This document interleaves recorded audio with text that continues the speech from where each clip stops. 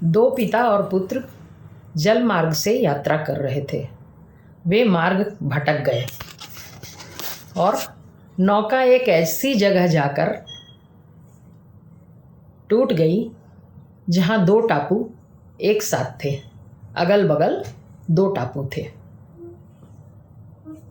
वे दोनों ही घबरा गए थे क्योंकि नाव टूट जाने के बाद कोई सहारा नहीं था।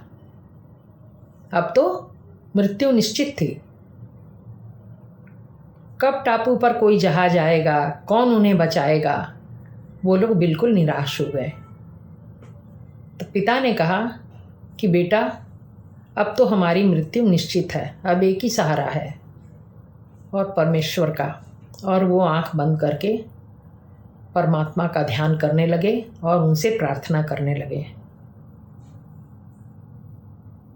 फिर उन लोगों को मन में थोड़ा ढाढ़स बंधा। एक टापू पिता ने ले लिया और एक बेटे ने ले लिया और वहीं पर रुक गए। पुत्र ने जब यह देखा कि पिताजी भगवान की प्रार्थना कर रहे थे, उसने सोचा कि प्रार्थना करके भगवान से कुछ और क्यों न मांग लूं।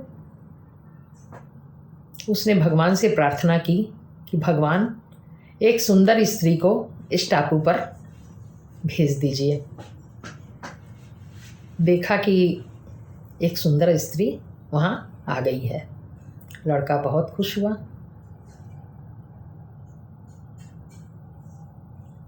अचानक ही उसके दिमाग में आया कि क्यों न एक नई नाव मांग लूं। उसने कहा कि भगवान, कृपा करके हमें एक नई नाव दे दीजिए। एक नई नाव आ गई वहाँ।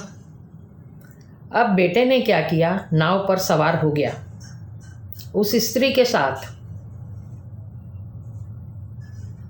और वह टापू छोड़कर जाने लगा। इतने में ही आकाशवाणी हुई, अरे तू कैसा पुत्र है, तो अपने पिता को छोड़ रहा है यहाँ। तब पुत्र ने कहा कि प्रार्थना तो उन्होंने भी की थी, आपने उनकी प्रार्थना नहीं सुनी। जरूर उनके दिल में खोट रहा होगा, जरूर उनकी प्रार्थना उतनी प्रभावशाली नहीं रही होगी, अन्यथा आप उनकी प्रार्थना सुनते। उन्हें छोड़िए, अब मैं टापू छोड़कर चल रहा हूँ। तब आकाशवाणी ने कहा, तुझे पता है कि तेरे पिता ने मुझसे क्या प्रार्थना की? बोल। पुत्र ने कहा, नहीं। फिर तो आकाशवाणी बोली कि तेरे पिता ने मेरे से ये प्रार्थना की है कि मेरा बेटा जो भी चाहे, जो मांगे, उसे दे दीजिए, और अगर मृत्यु आती हो उसकी तो पहले मुझे मृत्यु दे दीजिएगा, मैं उसके कष्ट को देख नहीं पाऊंगा। धिक्कार है तुझे जो तू ऐसा बेटा है।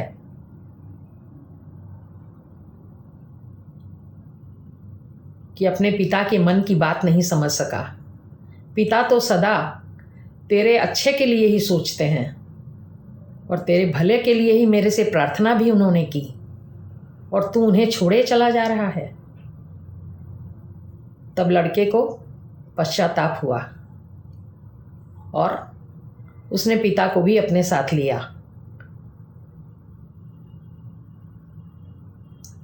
इस दुनिया में इसी तरह हम लोग नहीं समझते कि हमारे सबसे बड़े हितैषी हमारे माता पिता हैं।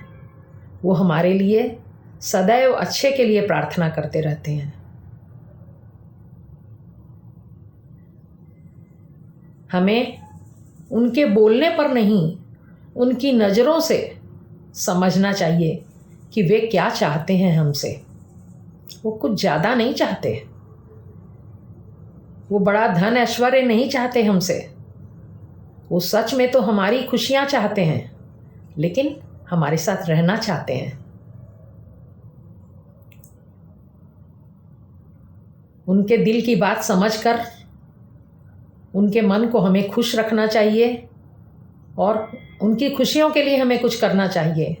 कभी शांत बैठकर अकेले कमरे में सोचें कि हम इस संसार में आए कैसे, फिर बड़ा किसने किया, हमें पाला पोसा किसने,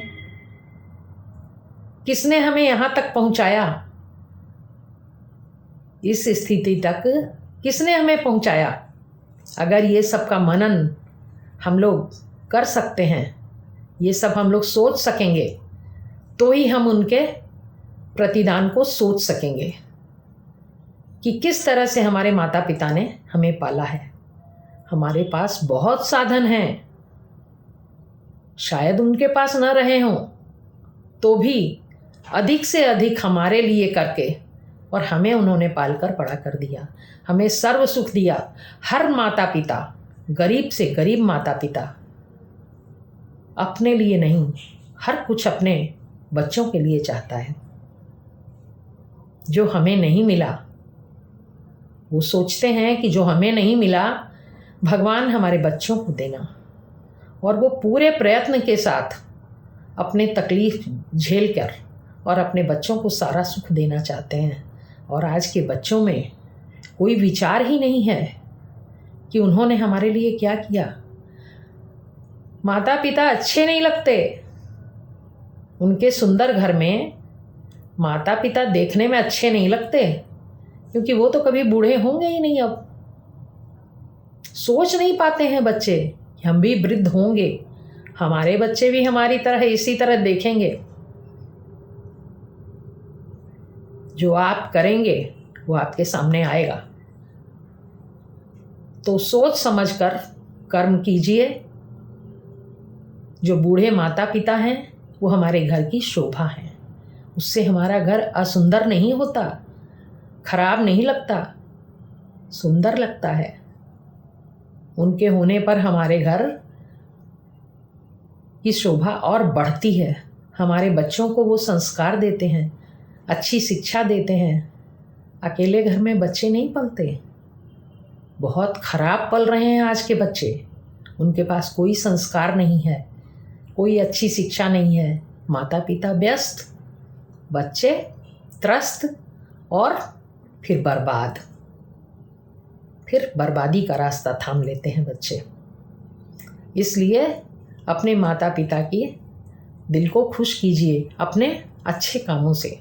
उनकी आंखों में देखिए कि वो आपसे क्या चाहते हैं। कुछ ज़्यादा नहीं चाहते, वो प्यार और सम्मान चाहते हैं सिर्फ, और आपके साथ रहना चाहते हैं। वो आपको अपना प्यारा बच्चा समझते हैं, आपको छोड़ना नहीं चाहते वे। और आप उन पर जरा भी ध्यान न देके, उनको थोड़ा भी समय न देकर पाप कर रहे हैं। थोड़ा अपने कर्मों पर ध्यान दीजिए।